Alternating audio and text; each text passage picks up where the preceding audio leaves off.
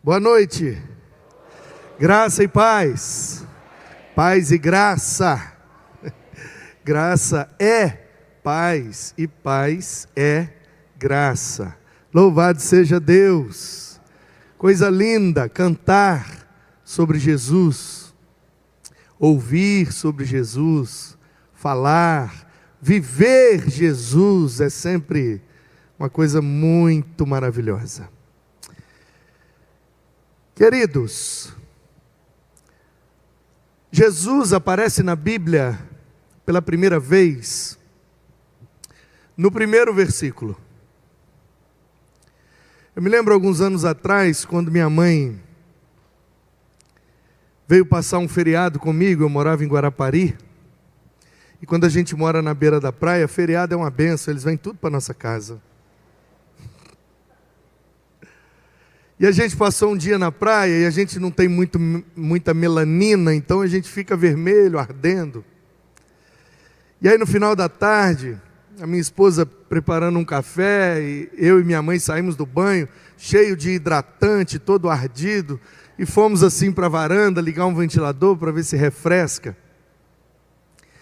E naquele tempo eu estava ainda no seminário e no final da sala onde a gente estava, ficava ali a minha área de estudo, uma pequena biblioteca. E eu organizava a minha biblioteca, até hoje eu faço assim. Na primeira prateleira do chão eu coloco todas as Bíblias. E aquilo ali é conceitual para mim, porque é para eu me lembrar que a Bíblia é a base de toda a teologia. E em cima de todos os livros eu coloco uma Bíblia bem grandona, que eu ganhei da minha sogra. Tradução dos Capuchinhos, em português de Portugal, uma Bíblia antiga, linda. E eu deixo ela aberta, não no Salmo 91, só porque é aberta ela é mais bonita que fechada. E eu coloco ela em cima de tudo, exatamente para me lembrar que a Bíblia está acima de toda a teologia. E minha mãe sentou ali no sofá, pegando o vento fresco, e de frente para a biblioteca, ela viu aquela biblona lá em cima, e ela me chamou, e minha mãe é bem delicada, é uma italiana de 1,78 m, pensa numa delicadeza,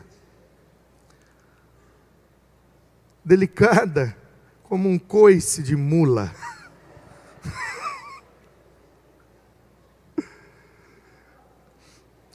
E ela me chamou, e minha mãe, quando está bem, tranquila, sem estar nervosa, ela me chama assim, ó, Manuel! Eu, oi mãe, o que foi? Senta aqui! Ela fala assim, isso é quando ela está normal. Isso é quando ela está calma, tranquila. Aí eu sentei, o que foi, mãe? Você acredita em tudo que está escrito nesse livro aí? Acredito. Mas meu filho, nesse livro conta a história que uma menina engravidou, virgem. Minha mãe é professora de biologia. Melhor professora que eu tive na minha vida. Ela falou, mas você estudou biologia comigo, meu filho. Você sabe que não tem como. Como que a menina engravidou virgem? Você acredita nisso? Eu falei, eu acredito, mãe. Aí ela, meu filho, eu vou te explicar o que aconteceu. Eu pensei, olha, vou ter uma aula de Bíblia agora com a minha mãe. Ela, meu filho, o que aconteceu foi o seguinte. A Maria estava noiva do Zé. E o José era um homem bom, meu filho. Bom, toda a vida bom. Por isso que ele é o São José. E a Maria, meu filho, por uma fraqueza da natureza humana, traiu o José. E ficou com o Ricardão lá da Galileia. Isso é ela falando, tá?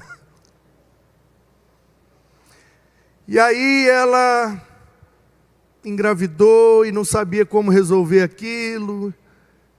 E aí ela teve um momento que ela teve que contar para o José. O José era um homem muito bom, perdoou ela. Mas para ele não passar essa vergonha do adultério, aí eles combinaram, os dois, e inventaram essa história de Espírito Santo.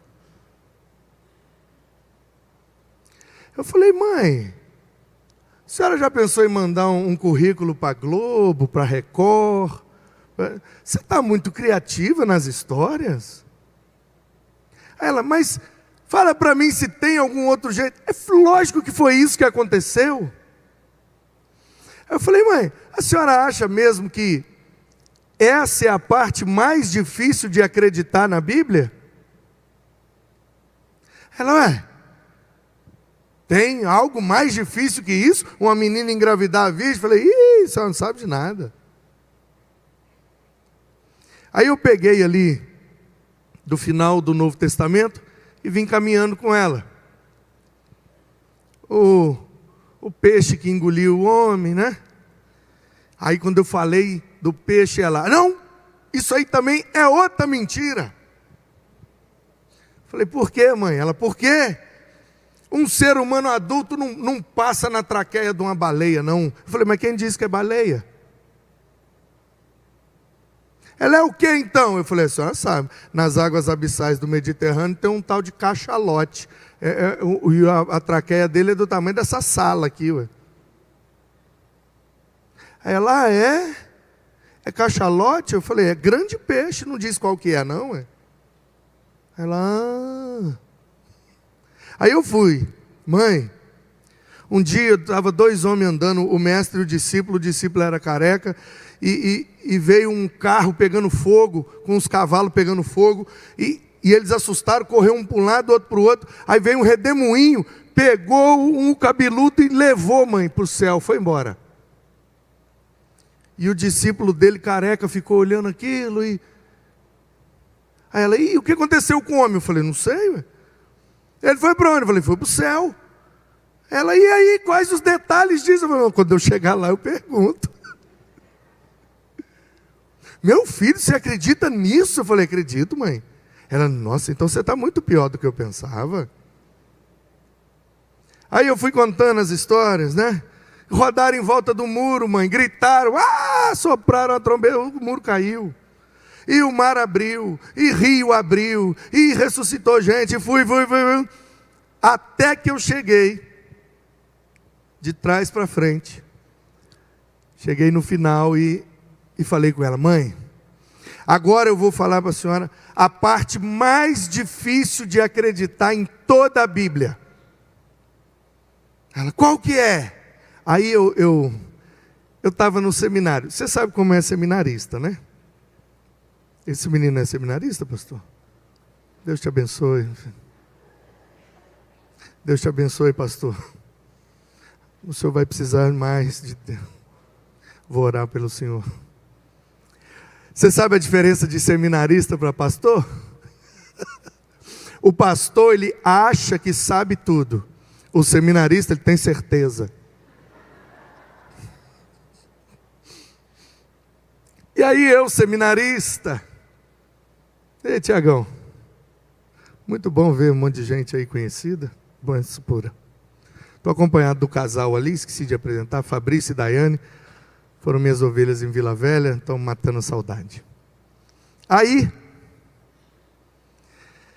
eu falei, mãe, a parte mais difícil de acreditar na Bíblia é a que diz assim, ó, Bereshit bara Elohim, et hasamaim et haaretz. Aí ela me deu um soco, para de pantomima, menino. Aí eu, uai, o que é isso aí que você está falando? Eu falei, é o hebraico. Quer saber de hebraico não? Qual que é a parte mais difícil? Eu falei, em português está assim, ó, no princípio criou Deus os céus e a terra. Aí ela, não, meu filho, não, que é isso? Nesse aí eu acredito, que é isso? Não, eu não sou ateia. Aí depois a gente até ficou brincando, qual seria o feminino de ateu? Eu acho que deveria ser à toa. Aí eu falei, a senhora não é ateia não? Não, meu filho, claro, eu acredito em Deus. Então Deus criou os céus e a terra, criou. Então Ele criou todo o universo, esse monte de galáxia, com um monte de sistema. E nesse sistema que gira em torno do Sol, Ele criou vários planetas. E num desses planetas Ele pegou a matéria-prima, criou o homem. E a gente está aqui hoje com esse sistema que funciona tudo perfeito. Então quer dizer que Ele criou tudo isso e não tem poder para botar um bebê na barriga de uma mulher?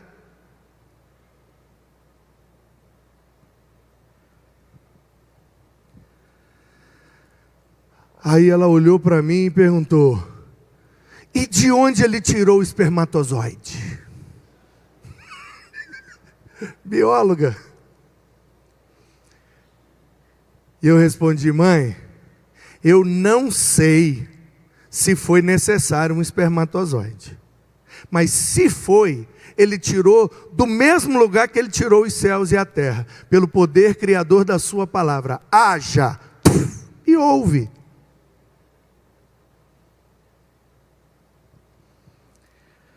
Mas por que essa é a parte mais difícil de acreditar, meu filho? Falei, simples, mãe. Se você não acreditar nessa primeira frase, não precisa nem continuar lendo.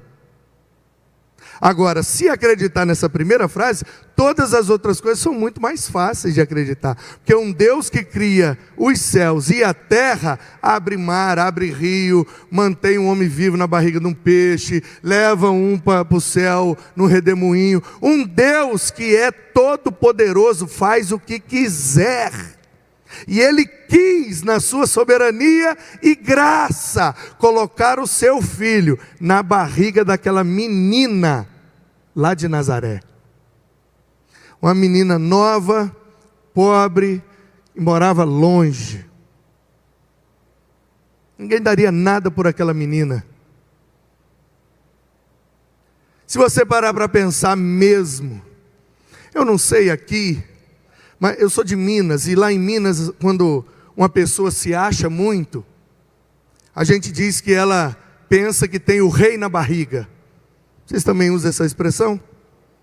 Pois bem, essa menina é a única pessoa na história da humanidade que realmente teve o rei na barriga. E ela não se achava. Ela era humilde e obediente ao próprio filho, e se tornou discípula do próprio filho.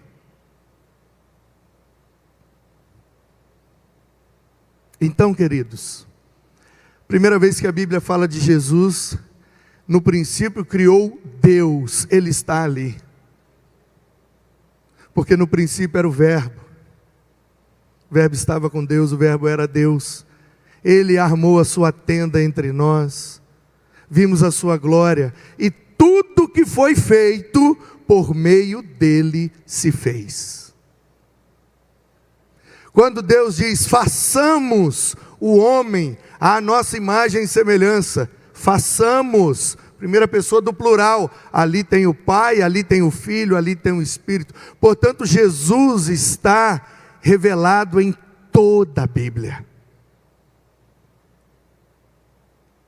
Eu acho muito lindo quando a gente lê a Bíblia, procurando Jesus nela. E aí a gente vê que, ali em Gênesis, a vinda dele, falar sobre ele é desde a primeira frase. Mas anunciar a sua vinda, como nós acabamos de ouvir, aparece a primeira vez em Gênesis 3,15. Você conhece a história? A mulher pecou, o homem pecou, e Deus apareceu para estabelecer o juízo. E Ele disse para o homem, você vai ter que trabalhar. Diz para a mulher, você vai sentir dor. E diz para a serpente, você vai rastejar. E é muito curioso a gente olhar para essa cena e perceber que o homem culpou a mulher. Não, eu não, foi a mulher que o Senhor me deu. Aí a mulher falou, eu não, essa serpente que me induziu. Aí chegou na serpente, ela não tinha para quem transferir a culpa, ela, Mas Perceba comigo que, apesar deles terem transferido a culpa, a consequência chegou na vida dos três. Meus irmãos, não adianta a gente tentar transferir a culpa dos nossos erros. Quem vai pagar a consequência somos nós, isso é inevitável. Você pode transferir para quem você quiser, mas a consequência vai chegar na sua vida. Não dá para fugir. Tudo que a gente planta, a gente vai colher. E aí, então, quando Deus, depois de falar para o homem e para a mulher, Ele fala do juízo da serpente. Ele diz: vai nascer um menino, descendente de uma mulher. Você vai ferir o calcanhar desse menino, mas ele vai esmagar a sua cabeça. E na cruz do Calvário, milhares de anos depois, essa profecia se cumpre, porque ali o descendente foi ferido, mas ao ressuscitar, ele esmagou a cabeça da serpente. Ele desfez toda a obra do diabo e a consequência do pecado. E na cruz do Calvário, ressurreto, Jesus nos deu vida e vida em abundância. Portanto, em Gênesis, ele é o descendente da mulher. Em Êxodo, ele é o libertador de Israel. Em Levítico, ele é o sumo sacerdote, o grande intercessor. Em Deuteronômio, ele é o grande profeta, que traz a máxima revelação de Deus. Em Josué, ele é o capitão do exército, o general, o senhor de todas as batalhas. Em Juízes, ele é o juiz perfeito, que julga liderando, sempre dando vitória ao seu povo. Em Ruth, ele é o grande resgatador, o Goel, aquele que pega um parente próximo e dá uma vida boa. Em Samuel, ele é o rebento de Jessé, ele é o sucessor eterno de Davi. Nos reis, ele é o rei dos reis, ele é o rei perfeito, absoluto, reina soberano. Em Crônicas, ele é o monarca infalível, o sábio líder que governa a sua nação. Em Esdras, ele é o grande escriba, fiel à sua palavra. Em Neemias, ele é o restaurador, o protetor do seu povo. Em Ester, ele é intercessor, defensor dos seus, ainda que estejam sendo oprimidos. Em Jó, ele é o redentor que vive e que no final se levantará para fazer justiça e trazer paz ao seu povo. Nos Salmos, ele é refúgio, fortaleza, obrigado irmão. Ele é o motivo do louvor e de toda adoração. Em Provérbios, ele é a própria sabedoria que clama pelas ruas. Em Cantares, ele é o amado noivo, que faz muito bem para sua noiva. Em Isaías, ele é o maravilhoso conselheiro, o Deus forte, o Pai eterno, o príncipe da paz. Em Jeremias, ele é a esperança de Israel. Em Lamentações, ele é a misericórdia de Deus, que se renova toda manhã. Em Ezequiel, ele é a glória viva da presença de Deus no meio do seu povo. Em Daniel, ele é o ancião eterno e majestoso. Em Oséias, ele é o esposo fiel, apesar da infidelidade da sua esposa. Em Joel, ele é o grande juiz das nações. Em Amós, ele é o perfeito pastor de Israel. Em Obadias, ele é a perfeita justiça de Deus. Em Jonas, ele é o grande missionário que com 7 palavras conquistou toda uma cidade.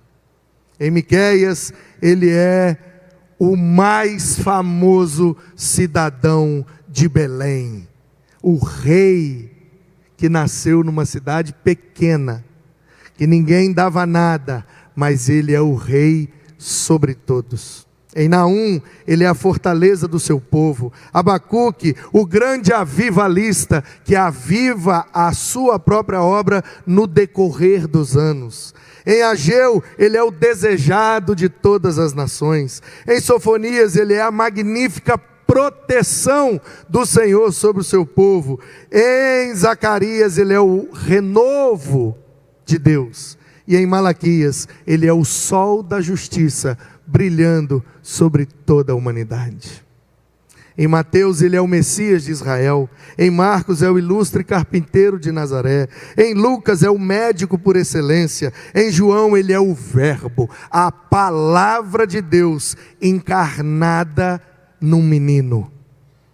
Em Atos, ele é aquele que derrama o seu Espírito, batiza o seu povo e impulsiona a obra missionária. Em Romanos, ele é o justificador. Em Coríntios, ele é o Senhor da igreja, o esposo fiel da sua amada noiva. Em Gálatas, ele é o libertador dos escravos. Em Efésios, ele é o supremo cabeça, o grande líder da igreja. Em Filipenses, ele é a alegria abundante em nossos corações. Em Colossenses, é a imagem do Deus invisível. Tessalonicenses, é o Senhor que arrebata a sua igreja e que também destruirá toda impiedade. Em Timóteo, ele é o único mediador entre Deus e o homem. Ele é o reto juiz que coroa o seu povo de justiça. Em Tito, ele é a bem-aventurada esperança da igreja. Em Filemão, ele é o grande fiador. Em Hebreus, é o consumador da nossa fé.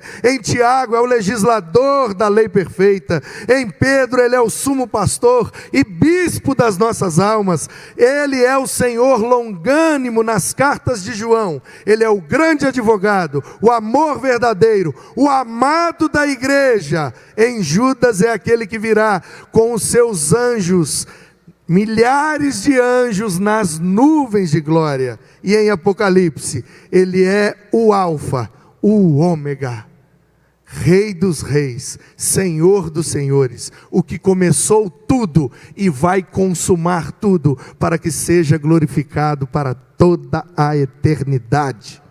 Você pode louvar a esse menino, a esse Deus encarnado, esse Salvador e Senhor das nossas vidas. Ele está sendo revelado desde a fundação do mundo. Ele está sendo o intercessor entre o homem pecador e um Deus perfeito. Ele é aquele que faz a ponte, ele é o verdadeiro pontífice, com o seu ministério sacerdotal, unindo o homem separado pelo pecado ao seu Deus Criador, para que em Deus sejamos feitos filhos. A gente vira uma noite e não consegue parar de dar bons adjetivos para Jesus. E um dia, naquela pequena cidade, uma cidade pequena, longe, feia, pobre, ninguém dava nada por aquela cidade, mas é daquele lugar que nasceu o Salvador de toda a humanidade. Às vezes, ao olhar para as circunstâncias da nossa vida, a gente olha e não consegue imaginar que coisas grandiosas Deus pode fazer a partir de uma realidade pequena, adversa, complicada. Será que Deus pode fazer grandes coisas em pequenos lugares? Será que Deus pode fazer grandes coisas através de pessoas simples? Será que Deus pode fazer o extraordinário a partir do ordinário? Em Cristo, Ele mostra que tudo isso é possível.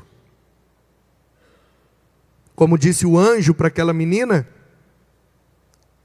Para Ele, nada é impossível.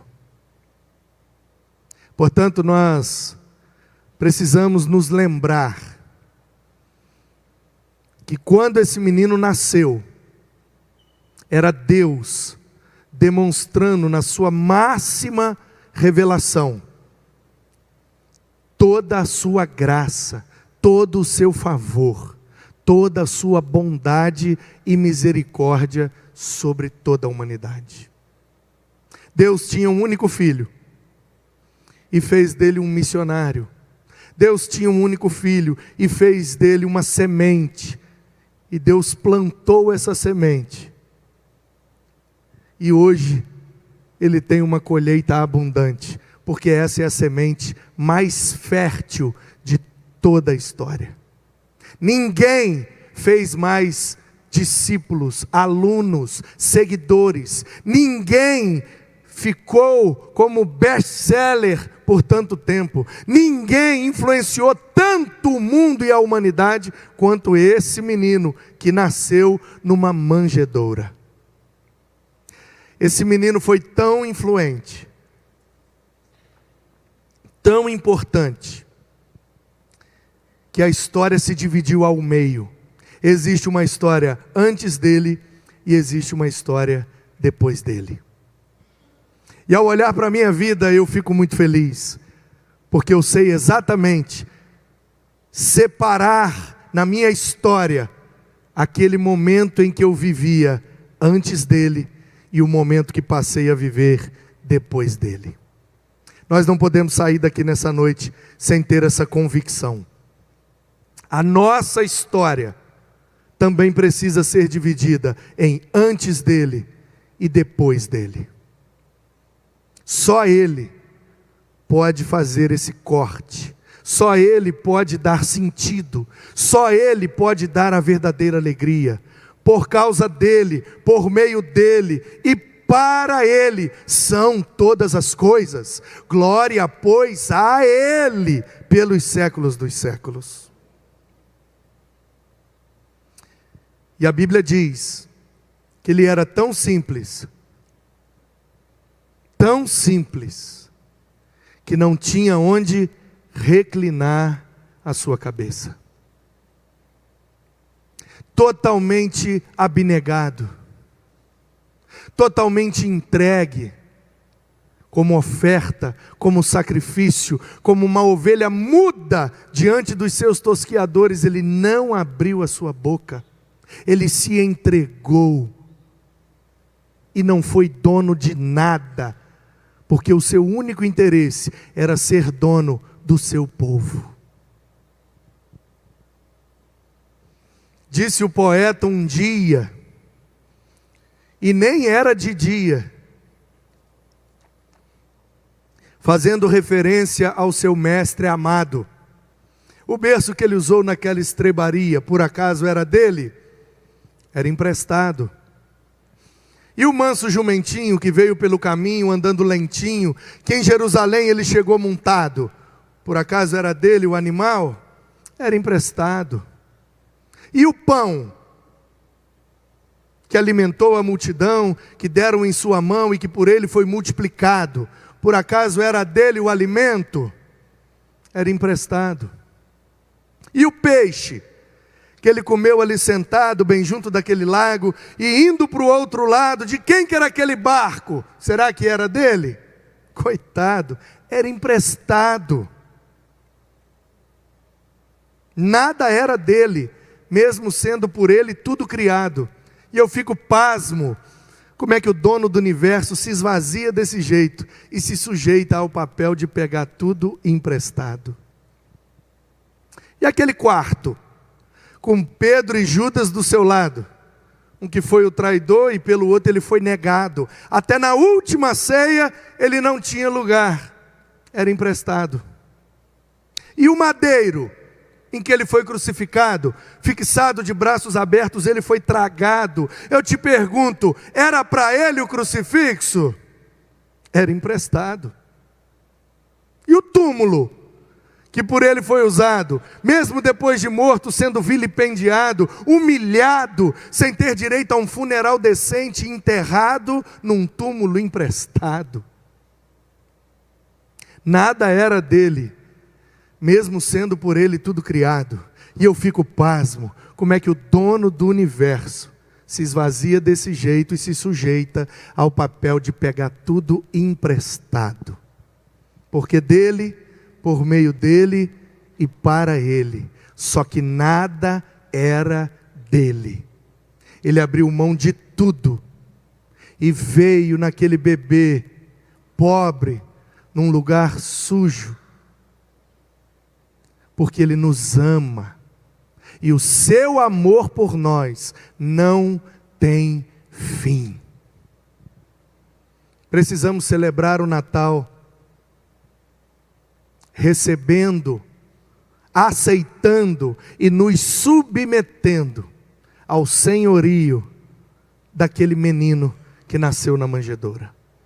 Que Ele seja o Senhor das nossas vidas, que Ele seja o Rei do nosso coração, e que para Ele seja dada toda a honra, toda a glória e todo louvor pelos séculos dos séculos. Amém.